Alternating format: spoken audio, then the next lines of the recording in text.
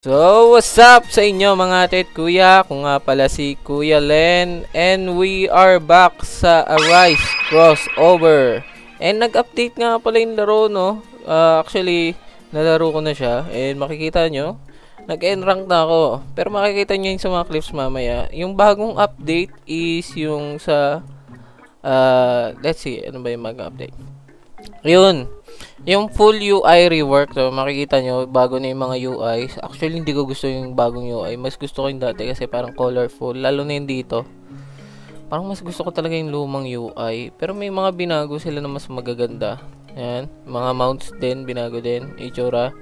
Yan. Then, next na inano nila is menu now smoother and more responsive. Oo nga, medyo bumili siya. Castle, checkpoint, and bosses. Ito yung isa sa mga malalaking nadagdag ngayong update.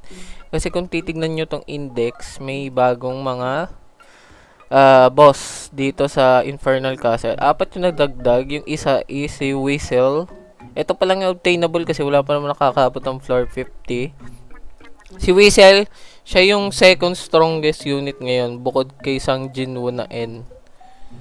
Yan, bukod kay Sang Jinwoo na N. Pero kung ma-unlock mo yung sa floor 50, mas malakas to. Pero yun nga, sa ngayon, si Whistle yung pangalawa and very achievable kasi kailangan mo lang makabot ng floor 25 mga tit kuya. And yung sa floor 25, meron ng checkpoint. Madali lang siya ulit-ulitin. Mamaya makikita nyo din sa clip. Papakita ko. Then, next is, ano pa ba yung sabi dito? Auto upgrade. And, Castle Stats Mark Floor. Ayun, may dinagdag sila dito sa, sa stats. Oo nga pala, time check. 4 days and magto 2 hours. 4 days and magto 2 hours. Ayan, Zero Robux spend pa rin. And, yun, may dinagdag sila dito. Yung double S ata bago to. Then, itong Infernal. Ngayon, nakatambay lang ako sa 25 kasi ginagrind ko po yung Whistle kasi pwede ko makakuha ng G-Rank. And speaking of G-Rank ng Whistle, nakakuha ako ng isang Whistle na G-Rank. Kaya kita nyo. Tingnan nyo naman kung gaano karami to. Oh. Ang dami ko pong green na Infernal Castle. Hindi pa guaranteed yung makukuha mo tong Whistle na SS. Sobrang baba ng chance makakuha nitong G. Parang 1% lang ata to. Hindi ko alam. Tingnan nyo naman, oh. Mapupuna yung inventory ko. Nakabili na ako ng inventory. Bibili pa nga ulit ako eh. Kasi, mga tit kuya, pakompleto ko na din yung mga game pass. Ang kulang ko na lang is 2 times EXP tsaka instant arise. May enough na ako pambili ng instant arise actually. Pwede ko nang bilhin, no? Bilhin na natin. Yan. Tapos mag-iipon na lang ako para sa pangdagdag na inventory slots and sa boost. Ito talaga boost. Kailangan yung boost. Lalo na yung drop potion. Mag-iipon po ako ng pangbili ng mga drop potion. Kasi kailangan kong makompleto na tong malakas kong Leviathan Blade. Then, next naman, anuhin natin. Guild. Okay, mga tet kuya. Nagmamakawa ko sa inyo. Kung may guild kayo, please paki-invite ako. Kahit yung bang free to play lang na guild. Kung wala talaga mag-invite sa akin, baka ako na lang gagawa. Kahit ako lang solo, kaya naman ata eh. Kaya ko i-upgrade kasi mahilig naman ako mag-grind. Magkano ba guild? Ayun, 250 ticket lang pala. Okay. So, pag wala pa rin ako natanggap na ticket, baka, ay! Dapat pala binibili ko to, no? Ultimate rank up. Swap natin. Kasi gusto ko makakuha ng N-rank eh. N-rank Sang Jinwoo. So, yun. Pag wala pa rin nakapag-invite sa akin, gagawa na lang ng sarili kong guild. Tapos, pwede ko invite yung mga, casual free-to-play. Mga free-to-play lang, mga casual lang yung mga bihira lang maglaro or gustong maglaro nag-grind pero free-to-play nahihirapan sila. Yun, i-invite ko kayo. Huwag kayong maglala. Then, next na topic is, ano pa ba yung bago sa update? Increase player speed, distance, and dash. Talaga ba? Bumilis ba? Sakto. Ay, yung speed. Oo, yung bumilis. Pero yung dash, ewan ko. Hindi masyadong siguro, lumayo. Hindi bumilis pero lumayo. Lumayo yung dash. Ayun, bug fixes. Wala namang masyadong malaking pagbabago ngayon bukod doon nga sa mga bagong unit. Ito, bagong unit. Ay, nakalimutan ko, may bago pala silang dinagdag doon sa ano, sa tawag dito. Paano po bumaba? Excuse me. So, may isa pa pala nilang bagong nilagay is yung yung sa weapon upgrade. Makikita nyo, meron na silang auto upgrader. Kunyari naglagay ako nitong D rank. D. Pag naka-on yan, i-upgrade niya lahat ng same rank na gano'n. So, ang magiging kakalabasan niyan is puro C rank na, 'di ba? Madali na, hindi ka na isa-isa mag-upgrade. Ano na lang siya. Isang biglaan na lang. Nakaka-save din ng oras.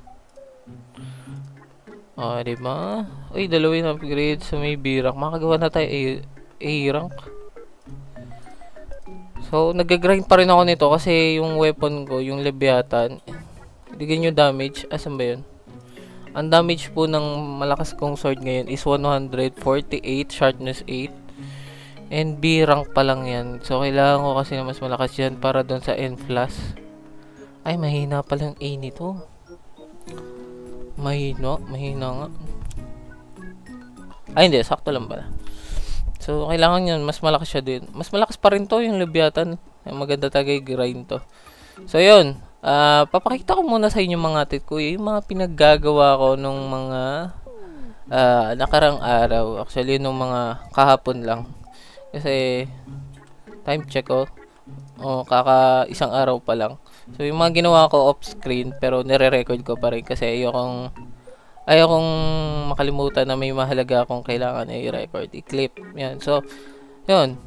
So, panoorin muna natin. So, umpisa natin dito mga tit kuya sa part na kung saan kakatapos ko lang mag-double dungeon. Kasi nag-grind po ako ng tickets nito that time para pambili ko ng instant destroy. Kasi gagamitin ko yung instant destroy para mas mabilis po ako makapag-farm doon sa Infernal. Next clip mga tit kuya ay kung saan nakita ko po sa isang server kasama ko si GamerNom. Hindi ko alam kung kilala niyo siya pero alam ko sikat siya sa Blacksprout. And ayun, nag-AFK siya. Nagulat ako, nag-join ako sa server niya. Nag-AFK lang po siya. Kaya yung may mga kumakausap sa kanya pero hindi siya sumasagot kasi nga AFK po siya.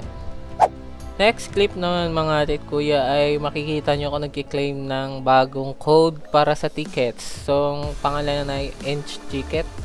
Then, binibigay niya is 150 tickets. So, i-claim nyo na para kung sakaling may kailangan kayong bilhin katulad ng Game Pass is mabili nyo na. So, dito naman sa part na to mga tit kuya is lumabas na po yung bagong update.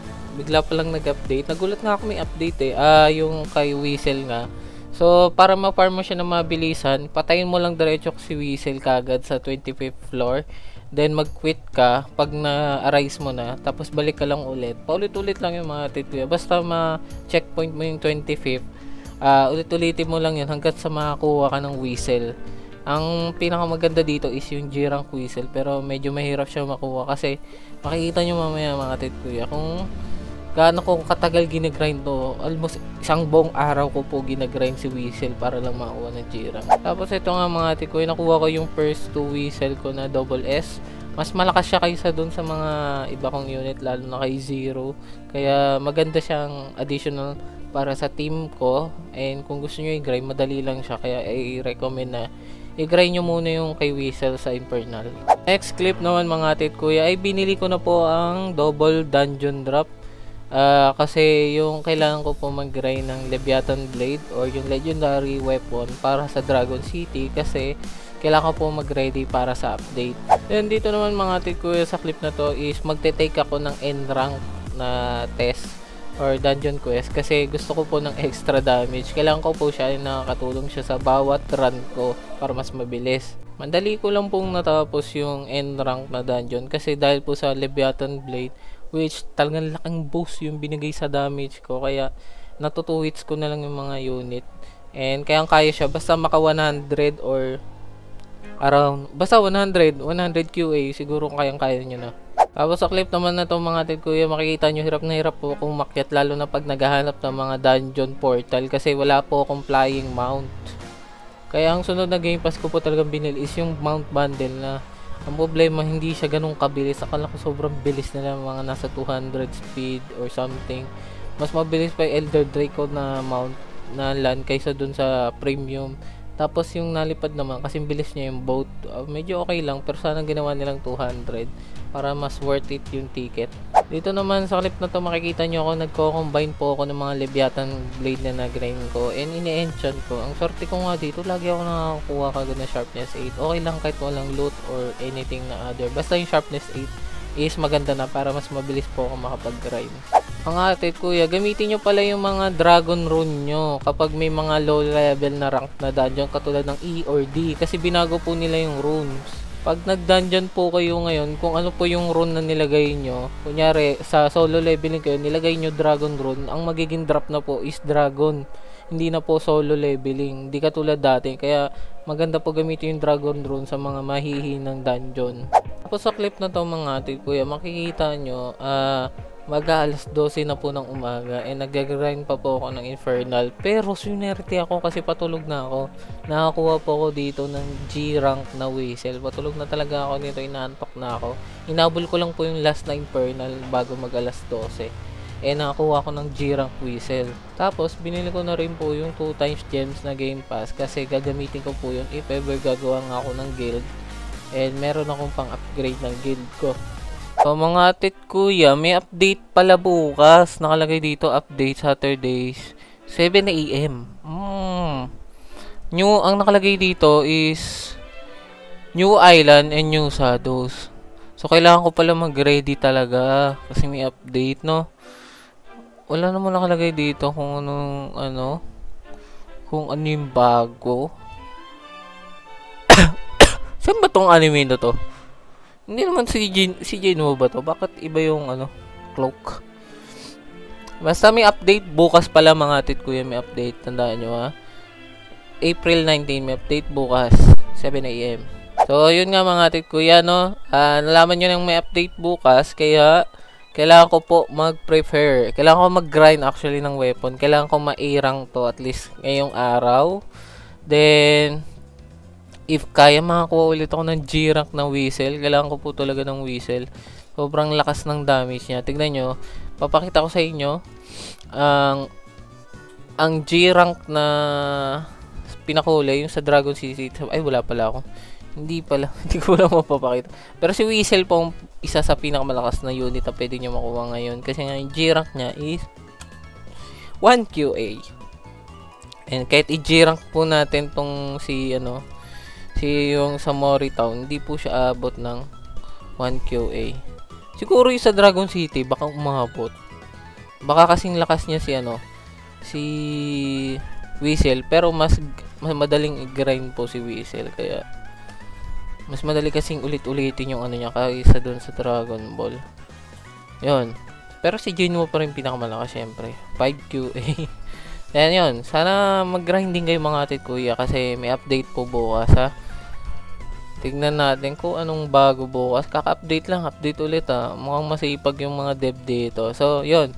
Kita-kita na lang tayo mga tit kuya sa next episode. I hope nag-enjoy pa rin kayo kahit na nag-review lang tayo ng mga bago ngayong episode. And pinakita ko lang sa inyo yung mga clip na mga pinagagawa ko. So, huwag nyo kakalimutan mga tit kuya mag-like and subscribe. And kita-kita tayo sa susunod. Paalam!